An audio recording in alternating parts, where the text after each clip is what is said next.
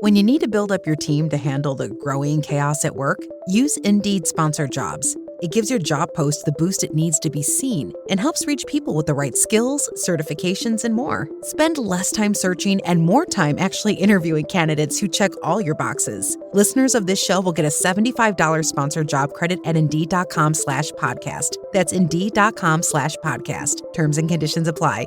Need a hiring hero? This is a job for Indeed Sponsored Jobs. Every act of change begins with a neighbor, with someone saying, "We take care of each other here." In food banks and food pantries, neighbors pack fresh food and dignity into every box, moving food from farms to families through Feeding America's nationwide network. So when that box reaches a home, it carries more than food. It carries a promise that together we can end hunger. Feeding America, led by neighbors. Give now to end hunger at feedingamerica.org. We didn't start by going, let's make a trek. The best way to experience this region is via these old trails. I think a good way to put it is when you arrive in a town of 20 by car, you kind of arrive with one mentality. You're like, who lives here? Like, I can't believe people live this far. Like, this is a town of 20. If you arrive by foot and you've been walking for like 17 days or whatever, and you get to a town, you're like, oh my gosh, it's beautiful. There's light in the street. Yeah. And there's warm food and cold beer. It just heightens the experience so much to be able to appreciate it, getting there the way people used to get there, and to get there in these ways that kind of try you along the way, right? The journey. That is one of today's guests, Eddie Lott, talking about what it's like to go on a trek through a beautiful and underexplored part of Brazil where he and Elisa Oliveira, who I also got to talk to for today's show, founded their very own adventure travel company. And when I say adventure travel, I'm talking about real, like, old school adventure travel. These guys go so far off the beaten track. Well, you're going to hear the story of how Eddie and Elisa followed a dream and started their very own travel company, which is called Gift of Go. You're going to learn about a fascinating corner of Brazil with its own super unique ecosystems and foods and cultural traditions. You're going to get some super helpful practical tips to prep you for a trip to Brazil. And special bonus, unexpected, plus of this episode, you're going to get to hear the story of how Eddie and Elisa met and fell in love while traveling, no less. That's right, you're getting a little love story today. Because in addition to being business partners, Eddie and Elisa are also husband and wife. You'll get all of that and much more today. So get cozy, settle in. Thank you for being here. And welcome to the Zero to Travel podcast, my friend.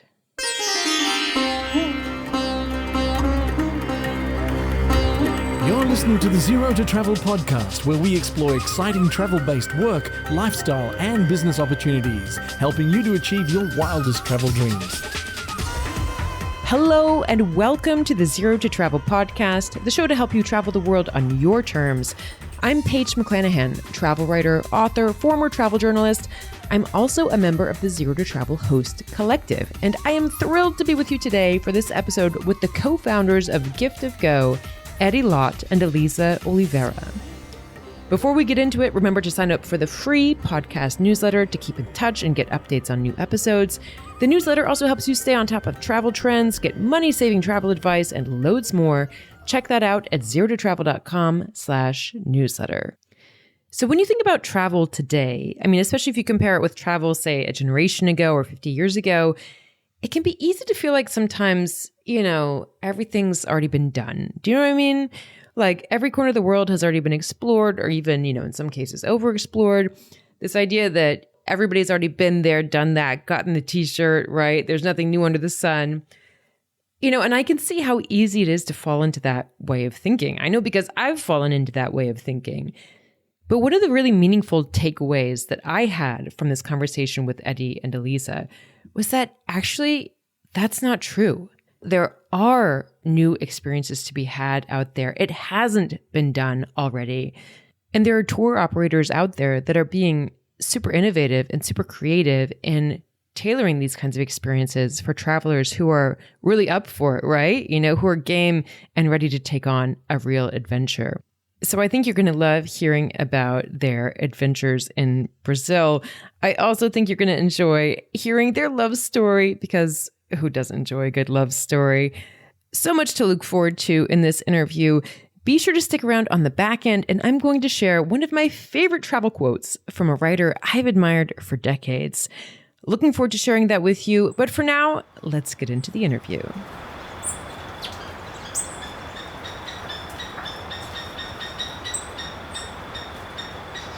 So Elisa and Eddie, welcome to the Zero to Travel podcast.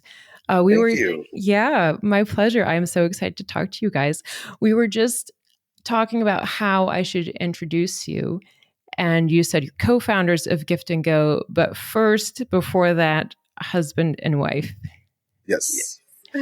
That's wonderful. So I would love to hear, tell me about where you are right now, where you are in Brazil and how long you've been there. I want to understand, you mentioned earlier there might be some rain falling on your roof, making some loud noise. We hope to avoid any background noise, but tell me about where you are and what life is like there. Sure. So we are in the tiny colonial era village of São Gonçalo do Rio das Pedras. And it's located about 30 kilometers from a city called Diamantina, which is a really beautiful, another colonial era, kind of a small town. Diamantina has like 50,000 people. The town we live in has about 1,000 people. And we are in the great state of Minas Gerais, which is close to, it's like a little north of São Paulo, the state of São Paulo. It also borders Rio, on the west, or on the east rather. And yeah, that's where we are. And we're at a house. We're at a house that we've been renting here for the past year. We've moved around the region quite a bit in the past 4 years. And I should say, like, the greater region that we live in, and the region that Gift of Go is operating trips right now, is called the Serra do Espinhaco. And it's a mountain range that runs, it starts in like kind of south central Minas, and it goes up to like north central Bahia, which is the state right above us. And we're kind of right in the middle. We're kind of right in the middle of that mountain range in the state of Minas. Oh, that sounds beautiful. So when you look out your window there from your house, there from your living room, you're seeing sort of mountain ranges kind of going off into the distance, or you're in the middle of the forest, or what's the vibe like right where you are? It's kind of both, actually. Yeah. And it's right behind the computer, so we're looking at it. You have like mountains in the distance, and there's a valley right in front of our house. We live like on a ledge, like on a cliff, and there's a waterfall. It's 5 meters from the top of the waterfall here, and if it starts raining, it will be pretty loud. Yeah. And it falls here, goes into the valley, and then we have the mountains behind it. So it's really, really pretty, and it's really green because it is the rainy season right now.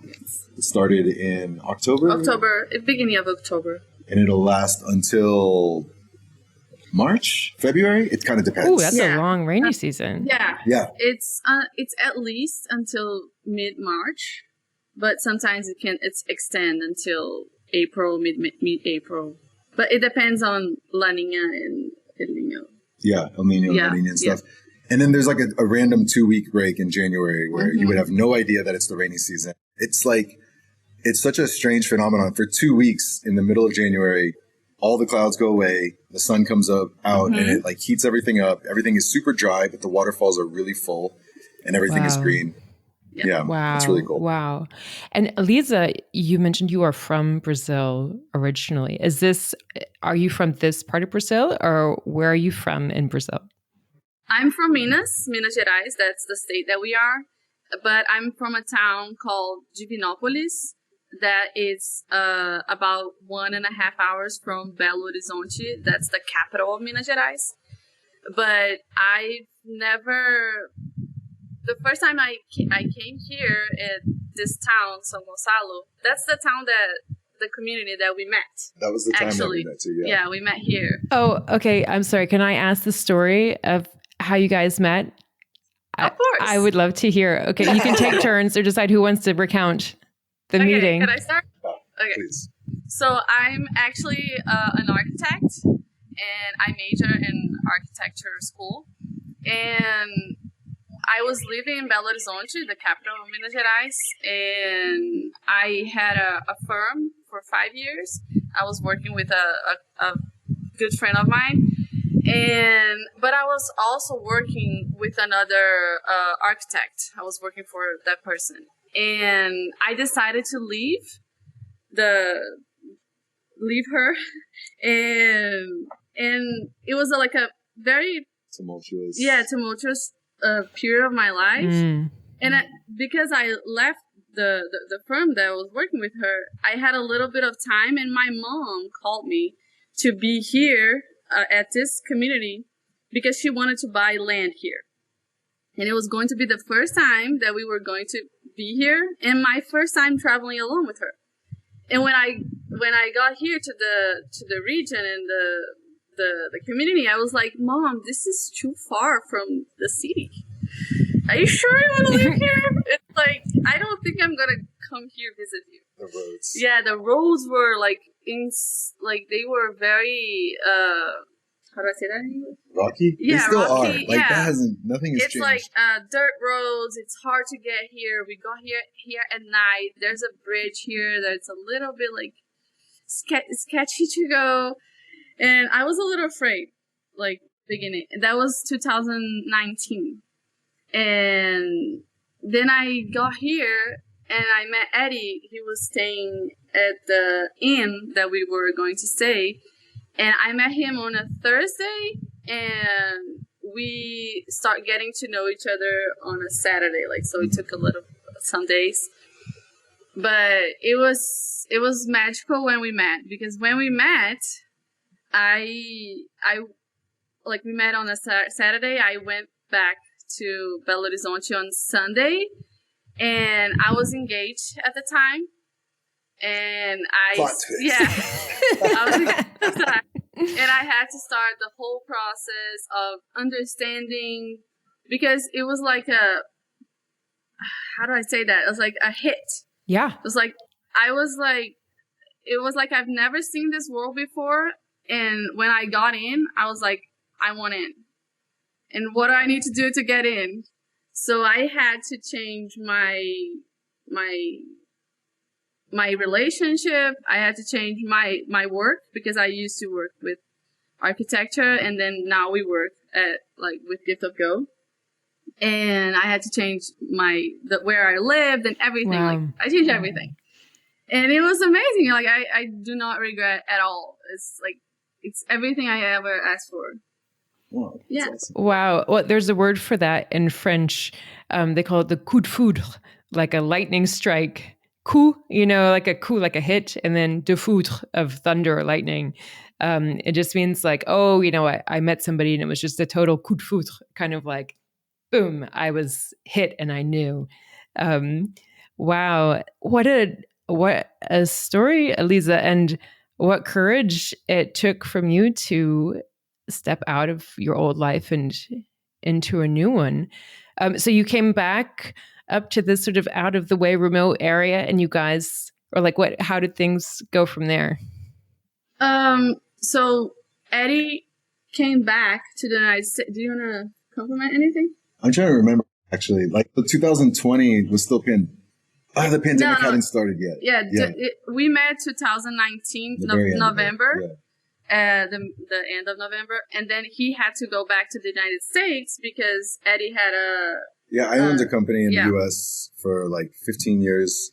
It was a recycling and compost center, like an education center, and a logistics company and all this stuff. Yeah, it was a very different life. I started when I was 26, and we went back. I was going back and forth between the U.S. at that period. Like Elisa was saying, when she came to São Gonçalo, it was like a tumultuous period in her life right then, right? And I was actually kind of exiting a really tumultuous period, or at least like kind of exiting. Mm-hmm. Like the overall chapter was larger than that, but I was coming out of like a divorce, and my kids, I had moved with my ex and with my kids to Brazil the year prior. We'd lived here a lot when I was younger, but we hadn't lived in Brazil for like maybe 10 years before 2018. We moved back to Brazil. We separated. It was like a long time coming. It was not like a single event or anything like that. And I was like, well, I'm already here and my kids live here in Brazil. Like, so I don't see myself going back to the States full time. I don't want to. The business was up and running and like running itself, which was like, a monumental thing for me. Like, that had been a long time coming and a lot of work to get it to that point. And I was like, I kind of want to stay here, but I don't really have a home all of a sudden. So I was exploring, and I had I had the Jeep. Well, we call it a Jeep. It's like a Toyota Bandeirante. That was like my possession in Brazil. And I started to travel. And I traveled through Minas, and I traveled through the south part of Brazil and through São Paulo a lot. And I mean, I've traveled through Brazil over the years, so I some idea, but this particular idea was always like a hole on the map. And it was something that was really intriguing to me because of the location and because people didn't talk about it, but also because you could see that there were mountains here on the maps. And I don't know, it was just a really compelling destination. And the first time that I ever came here, which was also in 2018, I was like, this is just, it's unbelievable. And I don't understand why people aren't talking about it. Like, I really don't understand. So when I met Elisa at that time, I mean, I was spending like 3 months a year here in this posada, this like inn. And there was an older guy there who became kind of like a father figure for me. And like, I helped him run the posada. He has Parkinson's. And he kind of took me in, and I'd help him run the place like as much as I could. And that's where Elisa and I met. So the next year, no, I did December 19. Yeah. We went back to the States. You were in the States, and I was here, and I was like resolving my life. I was like trying to end my relationship. It was a hard period because I did not want to hurt him, and then when we broke up in February, I bought tickets to go to the United States to stay there for 15 days, and then we start dating. And on the last day of her trip, the pandemic started. Yeah, no, it was... Oh my gosh. It was 1 week. I remember I went to the grocery store. The day she went back, I went to the true. grocery store to buy like a 6-pack of beer, and I remember everybody was buying toilet paper. Oh my God. Like, wasn't that a manic like moment? Yeah. Yeah, and for Brazil, like 1 week later, it like closed everything. So if it was 1 week after, I would be stuck in the United States. But then we stayed 7 months apart because he couldn't Brazil, and I couldn't go there. Actually, I could, but I was staying there because of the company. Because like you couldn't like physically. It's just the things that was happening there. Yeah. Because I mean, we lost like 50%, I think, of our clients like in 2 days there that we had spent 15 years building. But it's all like hotels and bars and restaurants, like the first layer of things that the pandemic affected, these companies that were recycling and composting. And it was like, oh my gosh, we need to like adapt and change. And so I stayed there because I was like, honestly, I would like to leave. At that point, I was like, I'd like to get out of the States. If there's someplace I'd like to be, it'd be the mountains of Brazil right now. But I was also like, this is how I pay for my kids' school. This is how like all of our lives are depending on this thing. So I stayed for 7 months, came back to Brazil for like 5 months or something. Yeah, we traveled between September and December, and then you went back again December. And then I moved to the United States and stayed there. It was 2021, and we stayed there between January until July. Yeah. It was during the pandemic. We lived in the warehouse. Yeah. Oh my gosh. In the warehouse, the company, your company. Yeah. Wow. And that's quite the love story, guys. And a classic sort of like, travelers meeting in an inn and falling in love and then dating for 2 weeks and then doing long distance for how many months? Oh, 7 months. Like, wow. Like That's a testament to a real connection there.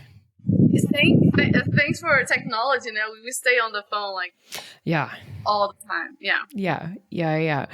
Wow. Okay. Well, thank you to both of you for sharing that story. I mean, it sounds like, I think it's something that a lot of people can relate to. Well, the period of, the idea of coming out of a tumultuous period in your life and not knowing what the next phase is going to look like. But how beautiful that you two found each other just at the right moment. I don't know. I mean, as a traveler, you're like, well, I mean, you kind of work to put yourself in spots so that that life can happen. But I mean, it's like if one moment hadn't happened here or happened here along the way, we always think that the moment we'd never have met. You know what I mean? So it is fascinating. We think about it a lot. I know. Is there anything, is there really no such thing as a coincidence? I'm not sure. I wonder about that sometimes. Sometimes I kind of think, actually, I don't think really there are any coincidences in life, but Who knows? That's another question. But it's like you stick in, like it all works out. Like everything gets better. You know all what the I mean? choices, and it's every day is a choice.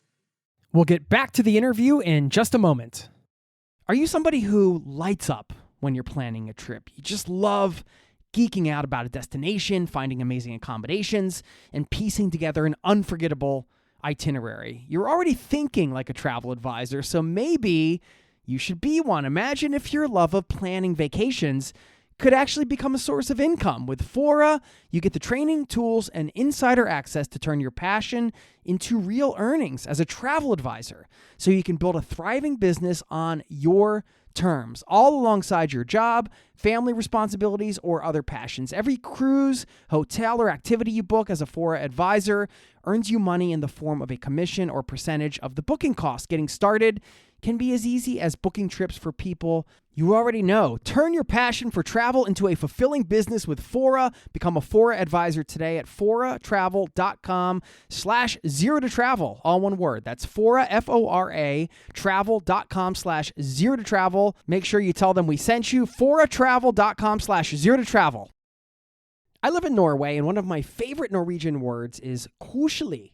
It means cozy. And it's a word that goes beyond a simple definition, though. Koselig is more of a vibe. It's about comfort, crafting a pleasant atmosphere at home, and taking time to enjoy life with friends and family. And if you want to check out some amazing products to help you live your best koselig life at home and do it in style, check out Cozy Earth to find everything from clothes that actually feel good, like their jogger sets, which are lightweight, breathable, and the kind of soft that only gets better over time, to clogs you'd wear to the farmer's market or the mailbox, bedding, sleepwear, and more. Plus, Cozy Earth offers risk-free purchases, backing everything with a 100-night trial because they're confident you'll feel the difference. And if you don't, returning it is simple. Give yourself the kind of comfort that lives with you all day. Head to CozyEarth.com and use my code TRAVEL, all caps, for an exclusive 20% off. And if you see a post-purchase survey, mention that you heard about Cozy Earth right here on the Zero to Travel podcast. Cozy Earth. Comfort lives here. Now, back to the show. So I would love to hear about the founding of your company and your idea for Gift of Go. Where did this come from? I imagine it's, you're exploring this beautiful region of Brazil. Eddie, you were saying you couldn't believe that people weren't talking about this. How did, the idea of starting a travel company start? And what did that process look like? I mean, if you think that the relationship story was long, just wait for this. Well, and I'll just say is that I think a lot of people who listen to this show are people who are trying to launch their own thing, who are trying to launch a business or have their work be location independent. So how did you know that this was the idea that you wanted to pursue, or how long did it take you to figure that out? It's an awesome question. And to be honest, there's not a single Gift of Go moment. There was not a single moment where it's okay, we're making Gift of Go. It was a really long time coming. And I say it's a long story because, I mean, for me, it starts with just traveling in general, right? And traveling, both my parents, my mom specifically, but both my parents took me traveling quite a bit when I was younger. And it was something I always really loved. My earliest memories were of traveling, 3 years old. And when I was 17, I left the States and I traveled for 4 years, basically through Latin America, backpacking, working, and living. And going back to the U.S. every once in a while and painting houses or mowing yards or doing whatever I could, working odd jobs, tearing tickets at movie theaters, selling surf gear, whatever it needed to do in order to keep traveling. I'm sure this is a super familiar theme with your listeners. And so travel to me was something really important, and it was something that I felt like I was good at, which is a weird thing to say, but no, that sounds legit. Yeah.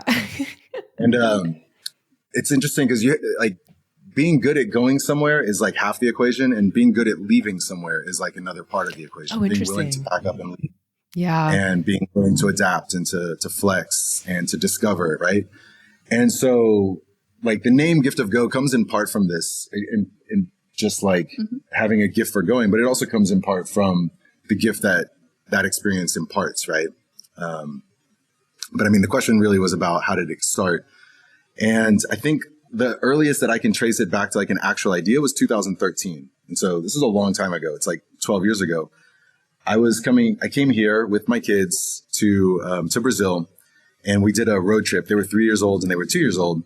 And we were taking a road trip to a beautiful part also of the Espinhaco, this range, but the farthest northern extent of it in Bahia. And so it was like a 48-hour road trip that I was taking the kids to. And along the way, we stopped at a gas station to fill up, and I took some pictures of my kids. And I remember at that gas station, I looked up at these mountains and I was like, where in the world am I? And I had no concept yet. We went to Chapada Diamantina, which is the destination we were going to. And many years later, when I came back in 2018, and I was like, look, I know I want to bring people to share the story of Brazil. Like, I know that that's something that I really feel powerful about. I felt like it was a country that exports very little of itself to the world, like a country that doesn't really talk about itself in meaningful ways. And I mean that, like, I feel like what it exports, like the culture that it exports, is a lot about Rio. It's a lot about Carnival. It's a lot about natural beauty, but it's very little about the unique history of the country, about the culture of the interior. And most of Brazil is interior. And I felt very compelled to share it. But it was kind of like really difficult to imagine how I would do that. Was it going to be through like documentary? Was it going to be through photos? I wasn't convinced yet that it was going to be like a travel company. And I just knew that I wanted to share it with the right type of individuals. And I feel like when I met Elisa in 2019, like it started to take form a little bit more. Do you want to pick up where? No, you can keep going. Yeah, I think so. Yeah. The Espinhaco, like this particular region where we met, and the reason that I was so attracted to it is because it's kind of like a microcosm of the whole country. And what I mean by that is that a lot of the important themes of Brazilianness like can be found here. It's a confluence of so many things. So it's a confluence ecologically between the Atlantic rainforest, which comes from the east all along the coast. This is as far west as the Atlantic rainforest really makes an appearance. And of the savanna, the Brazilian savanna, which is called the Cerrado. This is as far east as the Cerrado goes. So we're like sitting right in this transition zone. Culturally, we're like right in between the southeast, which is like São Paulo and Rio and Espírito Santo and Minas, and the northeast, which is like Bahia and everything above us. And these two regions could not be any more different culturally. I mean, I think all Brazilians would relate to that. The southeast is more efficient and it's more modern in a lot of ways, and the northeast is way more informal and more fun-loving. And we're sitting right at that juncture. And at the same time, we also have like these historical themes, like the legacy of colonialism, the legacy of slavery. These are themes that like are around us all the time here in the Espinhaco. They permeate everything. And we also have agriculture and mining, so these extractive economies. And so like when I think personally, and of course you also have urban and rural and rich and poor, when you think about the themes that define what does it mean to be Brazilian, I feel like a lot of those themes are present here. And of course, it's also a really beautiful destination in its own right, forgetting that it's also a microcosm. I mean, it has its own reasons to come visit. But it was like, oh my gosh, I feel like this place could be like the setting for this story that we want to tell. Instead of trying to like take people on these trips of like, I don't know, 30 days across Brazil where you're getting to see a lot, but you're not really getting to like really to experience a lot and to understand it in like a really deep way. Like you could take like, I don't know, private jets or something like that and bounce around this country. But this country is the size of almost the size of Western Europe, right? Or of the US. But to find a place that you could actually like really go deep into and immerse in the ways of life here and in the nature, that was like really a profound moment. And I feel like in 2021, we realized that. And so it started to take shape. And we were like, we're going to bring people here. Like, that's the best way to do this. Like, we need to bring people here. We need to bring really small groups, like, or individuals, like, but we need to bring people here and to experience this firsthand. That's beautiful. And I love what you shared about, the kind of breadth versus depth, and what a beautiful place to go in depth in Brazil, if it is, as you say, this kind of microcosm of the whole country. And I think, that's a sort of a value that I'm trying to adopt more in my own travels. And I think a lot of people are too, with problems you're seeing about over-tourism or overcrowding or kind of a consumptive approach to travel. And it might come from these sort of like sort of a tick box approach to travel, trying to kind of, see sort of like all, 10 major cities in Europe in 3 weeks or something. Actually, why don't you go to one city for 3 weeks and like get to know your neighborhood and like, really explore in depth. So I love that you're a company that is offering that approach to travel in this place where that's your home and that you really love and know. So tell us about some of the actual trips, the sort of the tours that you're offering, because from what I've learned about this already, it's not a sort of a typical sort of like trip. It sounds like a real sort of classic adventure. And I find that fascinating. Yeah. So there's a lot of different elements, I think. And thank you for saying that. I mean, I feel like our trips are pretty different. I should add that we didn't really know what kind of trips we wanted to create when we started, other than to say we wanted to share the story of Brazil. Yes. Like that was always our guiding star. And we spent a couple of years, I think I would now push that to 3 years of field exploration and research in the range. We are blessed here. And one of the things that really drew us to live here was the amount of trails, because there are, I want to say thousands of kilometers, but it might be hundreds. We haven't walked every trail, but there are at least hundreds and hundreds and hundreds and hundreds so many. of thousands of kilometers of historic trails here that are not being walked today. And so finding those trails and connecting them to all of the little small villages, rural villages, front country villages, back country villages, settlements, quilombola communities. The trip started to like make sense as we walked. In fact, we did a 30-day walk. In our first walk together, it was the first time she'd ever hiked, by the way. It was a 30-day hike. Elisa, wow. I'm impressed. It was a big deal. It was a very big deal. And it confirmed our relationship. It confirmed that everything was gonna be okay.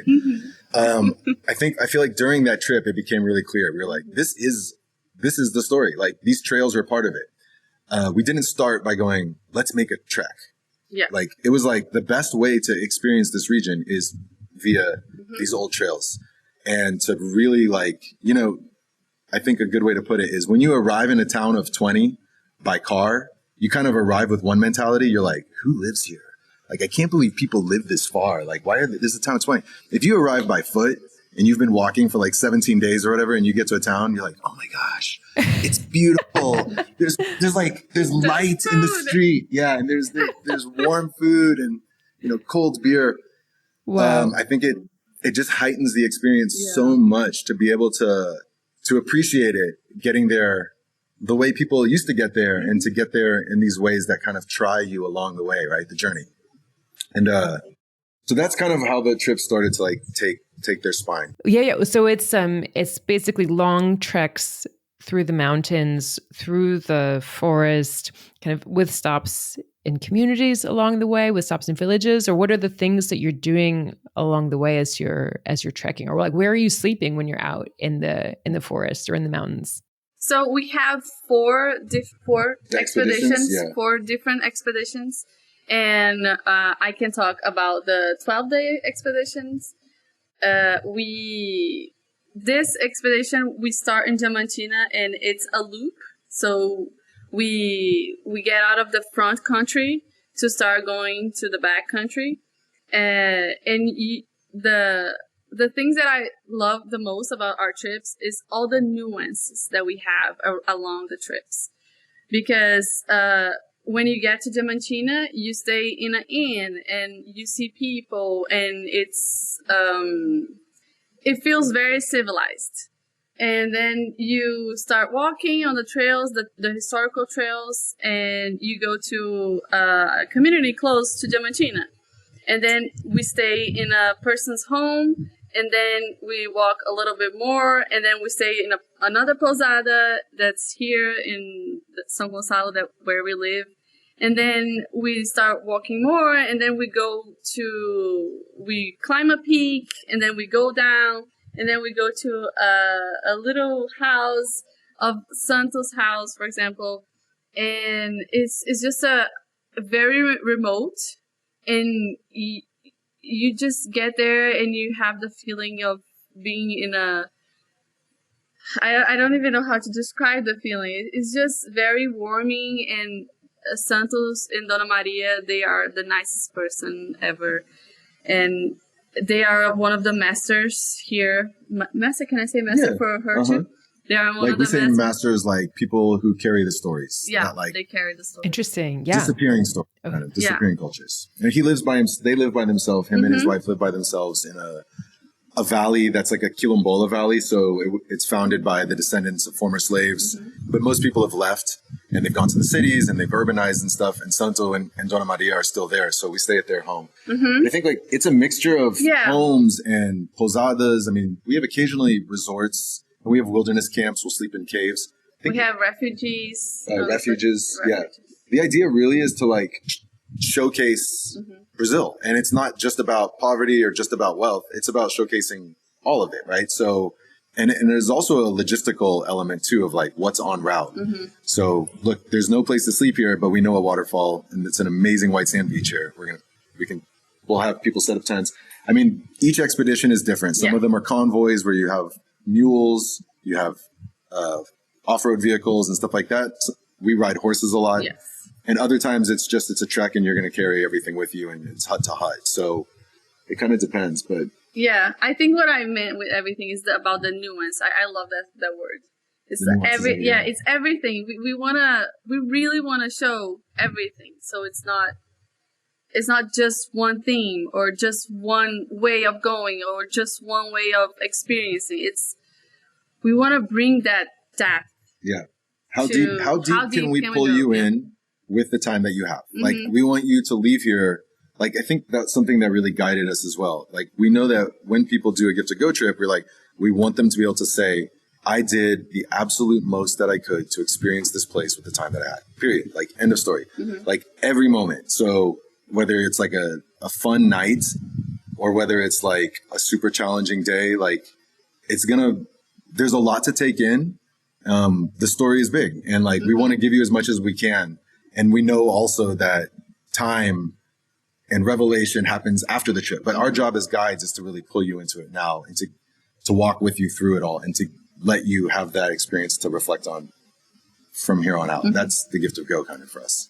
Wow. I almost want to like start applauding over here, guys. That's like standing ovation, wow, that's so beautiful. Like you're going to bring tears to my eyes. That's such a beautiful spirit to have in your hearts when you're founding your company. And what a beautiful gift to offer to the world, to offer to travelers who want to come to Brazil and experience it.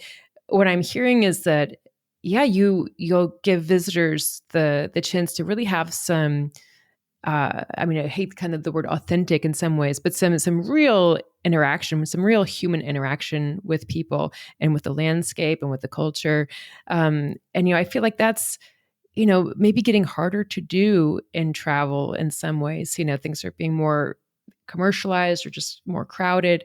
And it seems like you guys are offering a type of real kind of heart-centered adventure, which I think is just really rare. But anyway, so thank you for sharing all of that. Thank you. The fact that there is no real tourism presence here, I say real because there are pockets here that have regional tourism and there are pockets here of national tourism. International tourism in the Espinhaco is virtually non-existent. But the fact that there's not this much tourism means that there is a lot of authenticity. Like when we stay in some of these communities, these are people that literally had never ever thought about hosting someone in their homes before. So you're still getting there and they're like, oh my God, what am I going to make for dinner? As opposed to like, you're getting there and they're like 8 plates of blah, blah, blah. There are 8 travelers. You know what I mean? Put your shoes over there, put your socks. It's very much, especially like in our early field research we were doing, you'd be like, can we stay at your house? You know what I mean? Like, yeah, of course you can stay here. And like, what do you want to eat? Yeah. And we just want to eat what you eat. Yeah. We want to eat whatever you're going to eat. I know. It was really a lot of work to make these relationships. And there are our friends today. Like that's what I think we talk about that all the time. Remember when we met this guy 3 years ago, we thought he was so crazy. He lived in a cave in this one valley. Today we're like, hey, I'm going to go to Manelli's house. Yeah. And you just say that. And let's spend like New Year's Eve in this community that is very far. It took us like 6 hours. 6 hours to go 30 kilometers. In a car. Yeah. It was very fun to get there. And everyone in the community was there. And it was like, oh my God, let's Yeah, It was so fun. It's really nice. Yeah. I mean, as a traveler, kind of for me personally, as a traveler, it was like the dream, right? You're like, oh my gosh, this place has everything, and it's like real. Like there's not a layer of culture being pushed on it from that. So I can see kind of like, it's like geological layers. Like I can see a lot of the cultural layers here, and there's nothing on top of it that's kind of like sitting there to block it. We'll get back to the interview in just a moment. Could AI help you do more of what you love? Workday is the AI platform for HR and finance that actually knows your business. We help you handle the have to-dos so you can focus on the can't wait to-dos.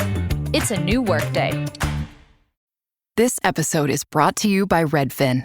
You're listening to a podcast, which means you're probably multitasking. Maybe even scrolling home listings on Redfin, saving homes without expecting to get them. But Redfin isn't just built for endless browsing. It's built to help you find and own a home. With agents who close twice as many deals, when you find the one, you've got a real shot at getting it. Get started at redfin.com. Own the dream. Now, back to the show. I mean, you mentioned, it's not kind of like somebody putting out 8 plates on the kitchen table there. Like, I guess you need to keep the group sizes pretty small for this kind of expedition. And you even do sort of like solo trips for people too, if they want that. Is that right? Or can you talk about like the group sizes you aim for? Yes, the smaller the better in general. I know that that's kind of antithetical to running a business. Like we realize that, and there's a struggle there. For us, it's a dream to guide one person. For us, it's like an absolute dream to surround one person with Elisa, myself, a naturalist who we use for all of our trips. Even when Elisa and I are walking, we call Julia. We're like, hey man, will you come with us on a trip? Because we learn so much. And having the support team that we have and the crews, traveling with everybody around a single traveler is like so amazing because you get to just give them full throttle the entire experience. But that said, like traveling with 2, 4, 6, 8, this all works for us. And we made the expeditions specifically, like they're small group expeditions. We made those specifically to be able to work with groups. But there is a limit. And 8 is already like getting there because 8 is... you go to a town, like we go to this place called Santa Rita that we both love this place, but there's 12 residents there. And so when you go to Santa Rita with a group of 8, it already makes immersion kind of. That's huge. You know what I mean? Like if you brought 16 in there, we would literally outnumber the town. So we're trying to keep it where everybody is making real contact and people are able to experience lives here. And in order to do that, you want it to be pretty small. But it's between 2 and 8 our expeditions, and those expeditions, those are like preset routes. Like those are, we've gone through hundreds of different iterations, like looking at what would we do if we only had 12 days, if we only had 14 days. And then we have a 22, which is just a trek, and we have a 28, which is like kind of the dream. Whoa. So those are our expeditions. And then the journeys, like you mentioned, that's for solo travelers. Okay. And it's for a different traveler. I feel like that's for like a different traveler in a different season of life almost. Like I view it as a very transformational trip because it's kind of like just get in the car and go. Like I'm trusting you, Eddie and Elisa. I'm just going to get in. I know that you guys know this place and I know you know the people, and I want to do something unique and I want to do something powerful. And I want to experience life. Whereas I feel like the expeditions are a lot about understanding the story of Brazil. I feel like that's really where the expeditions keep pulling back to, is like the story of Brazil. And the journeys, they start with at least 14 days. We ask to be at least 14 days so we can start getting to the immersion. But there is not a limit of how many days. If you want to spend as long as you want.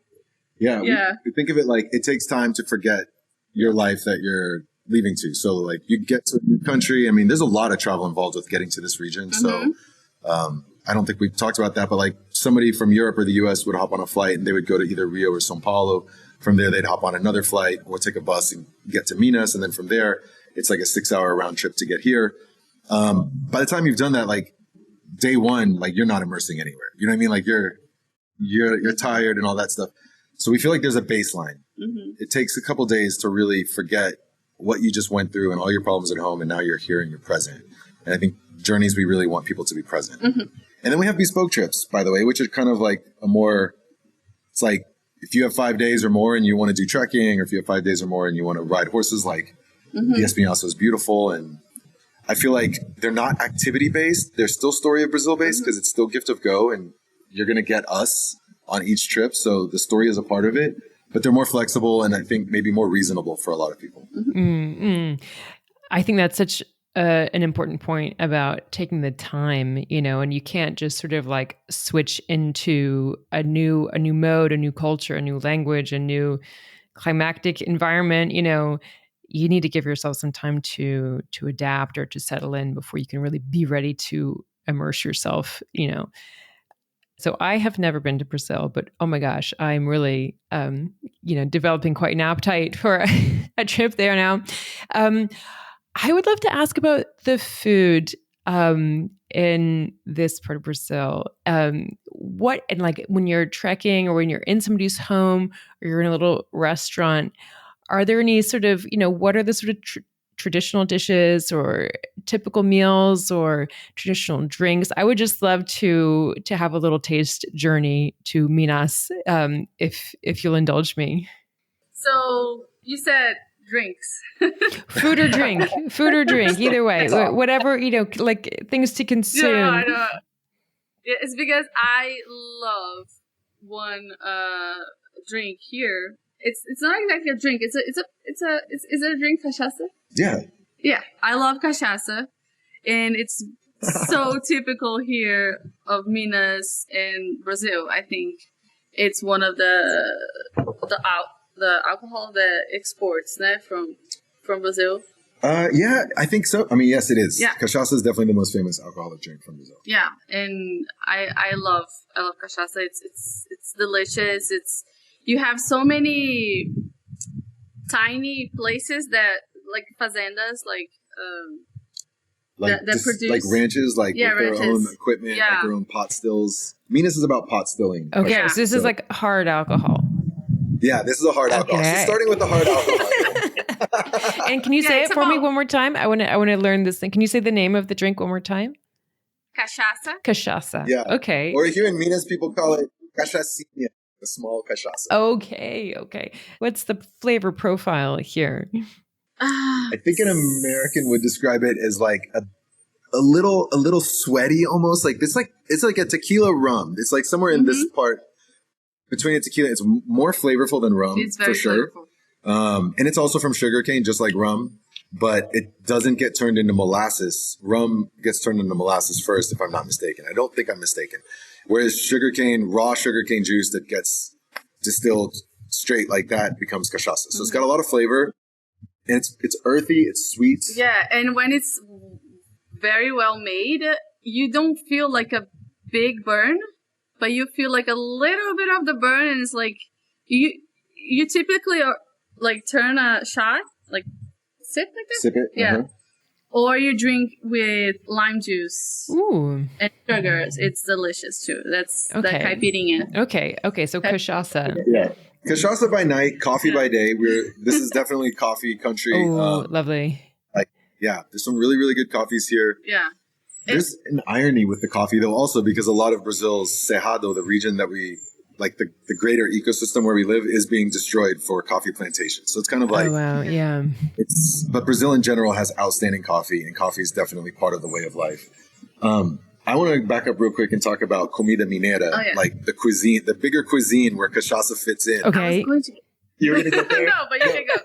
You started. No, I'm joking. You can go. I mean, like, just like the U.S., of course, Europe is the exact same way, but Europe's not a single country, so I'm not going to use Europe as the example. Brazil is much more like the U.S. in that it's so large that it can be a little difficult to generalize food in a national level. Other than rice and beans, that's always going to be there. But comida mineira, food from Minas, is definitely a provincial cuisine that exists within Minas. Most Brazilians anywhere in the country will have an idea of what it entails because it's a pretty popular and loved provincial cuisine. The main ingredients of it, or the main dishes of it, tropeiro, which is like stuff that you could take on a mule on the trail, right? Because this was a region of big mountains and hills, and so people were crisscrossing these trails and bringing foods with them. And actually, carne de lata, which is canned meat. these things have evolved. So there's rustic versions of them. There's sophisticated versions of it. There's all sorts of versions. What other things like frango com quiabo? Farofa. In non-Portuguese terms, we could say lots of locally fresh grown vegetables. Like it's a huge part of the cuisine. Dairy is an enormous part of this region. Cheese. In fact, the cheese from the region where we live, the cheese from all of Minas in January of this year was given a UNESCO title for all of the cheese, because the cheeses here are crazy. It gets crazy. I mean, you live in I know France. the sort of French woman in me, aspiring French woman in me is intrigued. Yeah. I mean, it's gaining a lot of prominence. Like they take home silvers and the occasional golds and international cheese tastings and stuff like that. There's 2 regions in Minas specifically. One is the place where we live, and then the other one is in another mountain range in the south part of the state, Canastra. Both of those are like internationally very, very, very known now.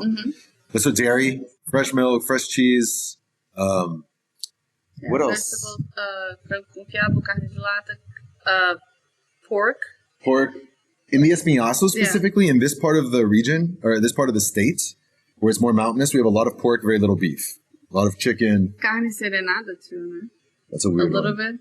Yeah, there's a really weird dish here where people will I say weird, I'm sorry, I shouldn't judge, but people will take like meat, they'll put it on a hook, and they will let the morning dew cure it somehow for over a month and a half. Oh, wait a second. I don't fully understand this process, and I haven't ever had a. Yeah, it's a very strong flavor. It's like flowery. Yeah. Flowery. But it's a meat. Floral. Okay. Yeah, it's meat. Yeah, it's a meat. A floral meat. Yeah, Tastes I'm a meat eater. But wow, wait. So cured by the morning dew. By the morning dew. Yeah. I mean, I'm intrigued.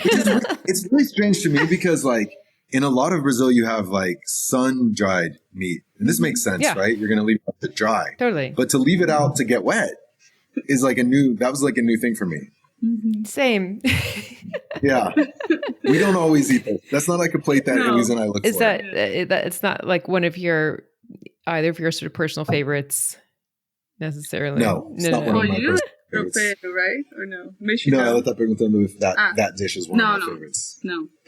Okay, final food question, if I may. Any sort of favorite desserts or sweets or that are specific to the region, other than the, I guess, very sugary cachaça? I love fruit dessert. So they make a lot of fig compotes. Yeah, that's it. Fig compote. Fig compotes and papaya compotes and orange compotes. I mean, you can put any fruit in a compote. It's just amazing. It's so good. You eat the fruit compote with cheese and doce de leche. Doce de leche. Oh my gosh. Doce de leche. Doce de leche. Yeah, exactly. That's, that. Oh, that sounds amazing. And I guess all of these fruits grow locally. Yes. Yeah. Dude, we have the amazing privilege of living, like I said, between the 2 biomes, like the Atlantic rainforest and the savanna. And so we have fruits from this.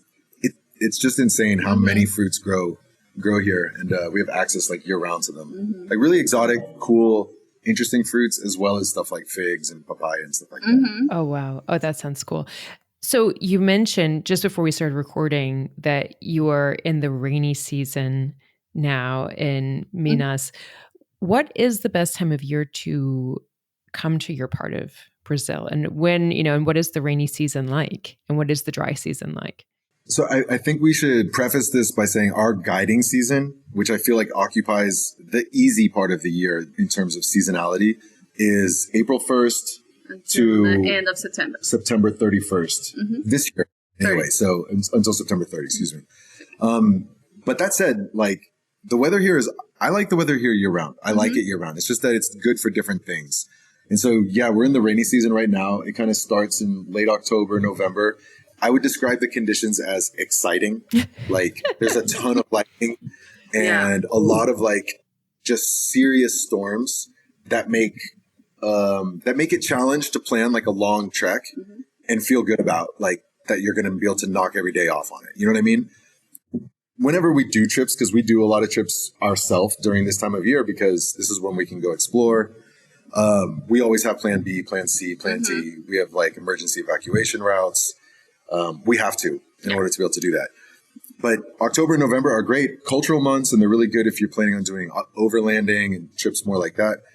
December is more of the same. December is like peak rain season. And January is an exceptional month, so I'll skip that for now. And we'll just start with like March, April, May, which is the fall. And it's gorgeous. It's absolutely gorgeous. March is amazing. But everything is still green. Yeah. Like the landscapes are all still super green from the rains. The waterfalls are really, really full. And at the same time, it's pretty dry. Like it's starting to get dry. So it's predictable. And so this is like prime trekking season for us.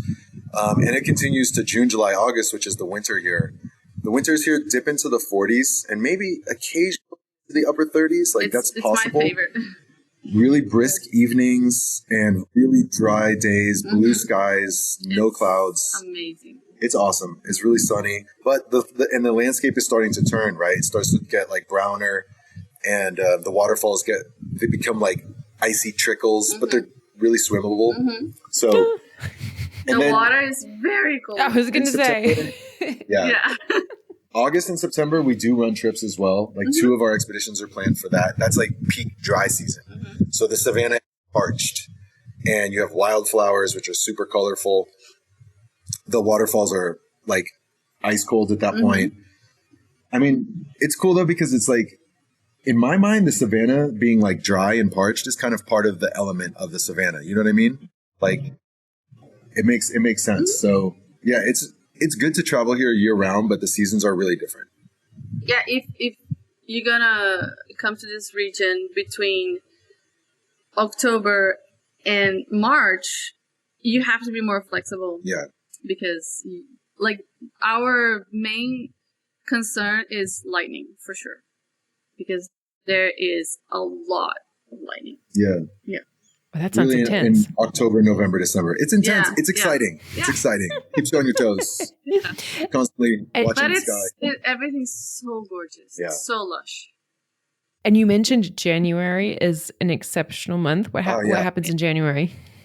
January is like the high risk, high reward month, because you're right in the middle of the rainy season, which again goes from around October till February, October to March. So you're right in the middle, and that's also summer. But there's a 2-week period in the middle of January that has a name here in the region called the Veranico. And it's like the little summer kind of. And what happens is the clouds part and everything dries up. It's really warm. And the waterfalls are like bursting at the seams. So they're like, you have like high savanna waterfalls that look like they're from the Atlantic rainforest, which is like really interesting, because like in Atlantic rainforest, waterfalls gush. And in the savanna, waterfalls typically are more gentle. But during that type of time of year, the waterfalls, even in the savanna, are like, wow. So it makes for a really interesting contradiction, and everything is really green. Yeah. Wow. Sounds fascinating, but you have to hit that window just right, I guess, which might not be easy to predict. It's precarious. Yeah. It's 15 days. It's high risk, high reward. Yeah. We have timed it really well in the past, but we always feel lucky. Yeah. Well, cool. I feel like we're segueing nicely into the final section of the interview here, where I would love to ask you guys to share some of your top things to know before coming to Brazil. So maybe you can aim these directly at me as somebody who's keen but has never been, or anybody who's listening who might be in a similar position. What do we need to know to be well equipped and prepared for our upcoming visit to Brazil? So we came up with 4 things that we feel like are interesting and that people should know. And some of these maybe people already know, but they're still worth repeating. You want to start? Yeah. All right. So Brazil is gigantic.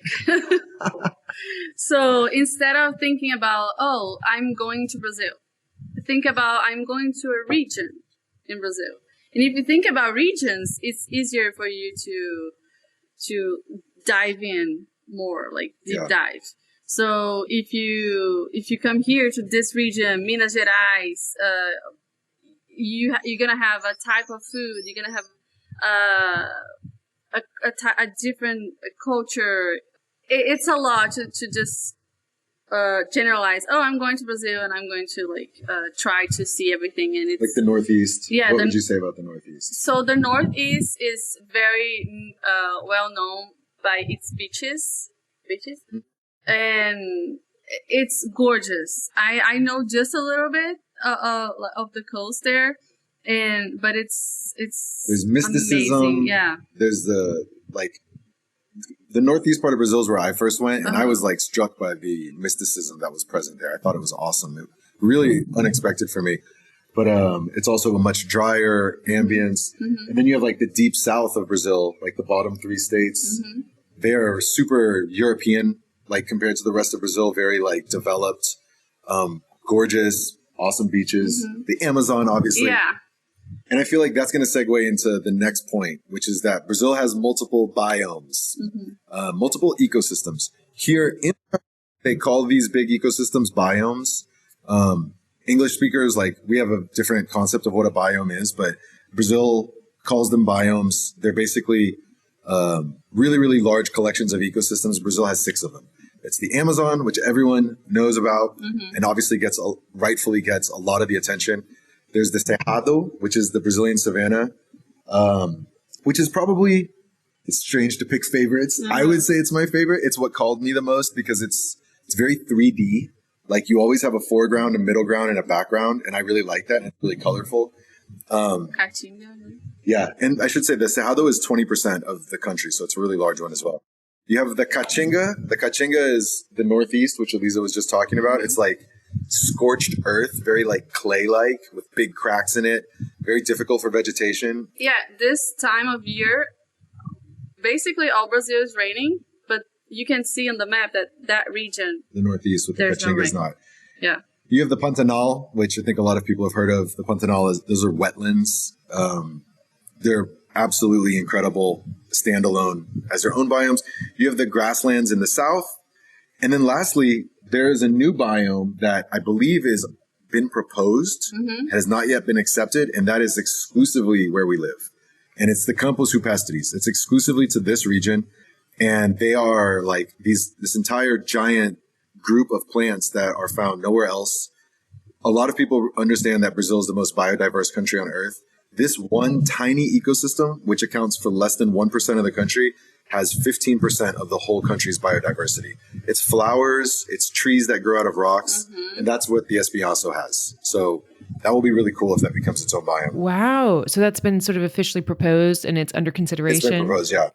Wow. And that's exactly where you guys are, that this new It is, yeah. Wow. It's one of the predominant biomes here because, again, we do have the general savanna and we also have the Atlantic rainforest. But the thing that really makes this place pop, when you, for me, when you're taking our walks and you're oh my gosh, this is so crazy. What are these plants? That's the Campos Rupestres. Wow. Yeah, It looks like we walked through Dr. Seuss. Really? Yeah, plants that look like origami that are it's just unbelievable. Amazing. Flowers that look like origami and are really strange. Wow. Okay. And the third point. Third point is that there is not a lot of international tourism here. I believe that one of the reasons that there is not a lot of international tourism here is because of the lack of infrastructure. So it will be very hard to, I'm going to go to Brazil, I'm going to rent a car, and I'm just going to drive around and see Brazil.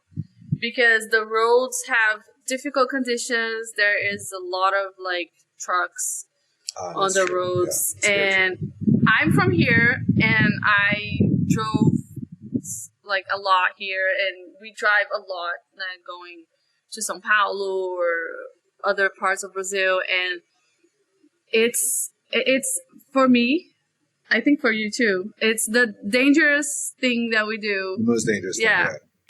Driving. Forget about trekking in remote regions. Forget about snakes. 100%. Everything is driving around Brazil. Yeah. It's a little scary. So there is not a lot of English speakers here. like people are going to try to understand you, principally in Minas, but it's not common. But it's not common. Like maybe they're not gonna be able to understand you, or they won't be able to speak English, but they are going to try to help you. But you have to understand that it's not very common to have English speak. Even like in posadas, in restaurants and everything, like there are... I feel like I think this is probably common. This is like all over the world, right? The further you get from tourism, the less you're going to have that. And I mean, we're pretty, it's just like in the middle of the States, there's going to be less people that speak Spanish, I would assume. I'm making this generalization, right? I'm from Texas. We speak a lot of Spanish. But like we're in the interior of the country. So not a lot of English. Yeah. What a wonderful motivation to learn some Portuguese before coming, Exactly. even if it's a little, just a few phrases, hello, goodbye, thank you, please, have a nice day or whatever it is. Like, it's nice to have that push as an English speaker to really need to speak another language, which, we're so privileged. We don't get that push in a lot of parts of the world we might visit. So I would add that all of these things, and there's a bunch of stuff on that list we didn't just talk about as far as why it doesn't have a lot of tourism. All of that means at the end of the day that it's not a good place for mass tourism, but it's a really, really amazing place for travelers who want to discover, right? And to explore and to like see new ways of life, even modern ways of life. That's the beauty of Brazil as a traveler. There's so much and there are so few people. Like, to give you concrete terms, because I know you just wrote a book on travel, Brazil typically receives around 6 million people per year as a country. This is like 2 million less than the Dominican Republic. It's on par with Argentina, Chile, usually.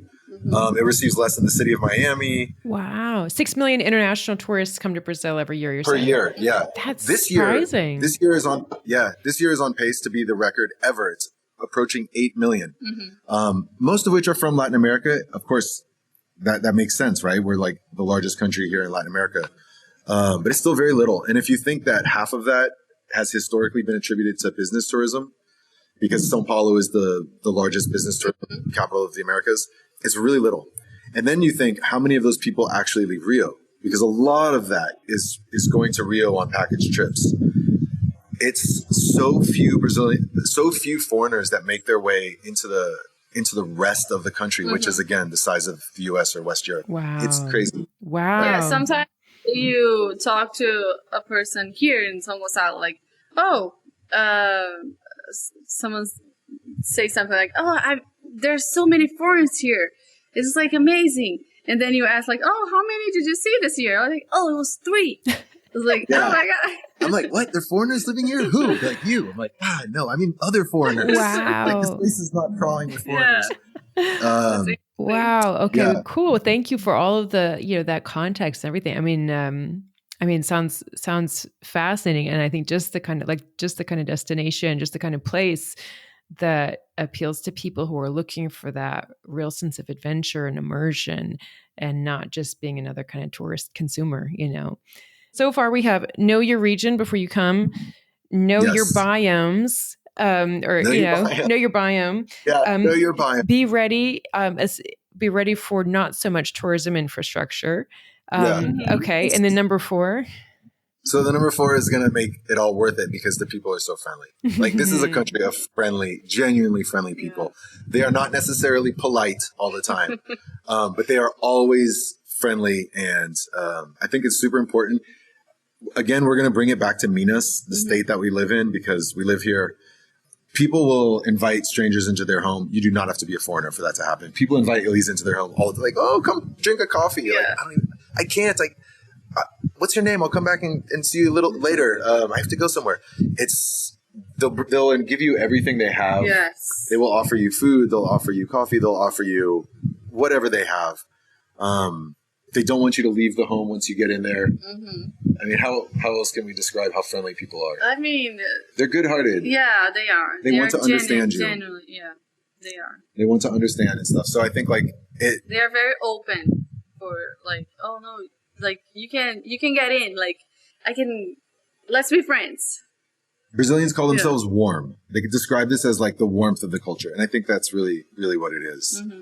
So Well, excellent. Well, what a beautiful point to end on. Be ready for warmth, be ready for friendship, be ready for invitations to come in for a coffee. Eddie and Elisa, thank you so much for taking the time to talk to me today and sharing your story, your love story, your business story, your adventure story there in Brazil. It's been an absolute delight to talk to both of you. So thank you. Thank you so much, Paige. Thanks for having us. Come visit us in Brazil. 20 days. Yay! I'll be there.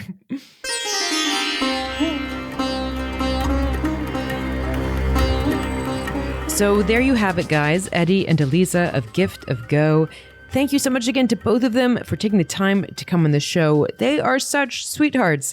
And I am personally so motivated to get out to Brazil now. I mean, how cool would it be to do one of those multi-day treks?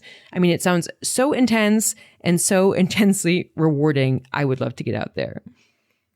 So I promised at the top of the episode that I would share a quote from one of my very favorite travel writers. And here it is from the great Bill Bryson.